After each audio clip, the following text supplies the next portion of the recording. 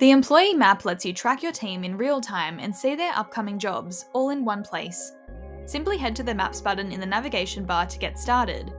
There are two main views, Today View and Timeline View.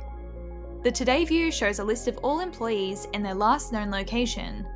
Click an employee's name to see their scheduled jobs for the day and focus the map on their location and jobs. The green arrows indicate the order of their jobs. Want more details? Click a job to open its job card. The Timeline View lets you see an employee's movements for a specific day. Use the drop-down to select an employee. Click the date to pick a different day or use the left and right arrows to jump between days. The green marker shows the first known location for the day, while green arrows indicate movement direction. Click Show GPS Pings to see a list of recorded locations and timestamps. Adjust the time range to focus on a specific period. Orange arrows indicate areas where reception was lost.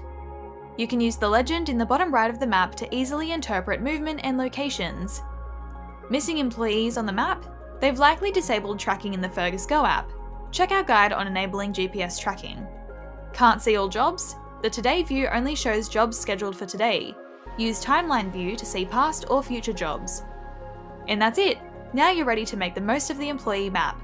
Keeping track of your team and jobs has never been easier.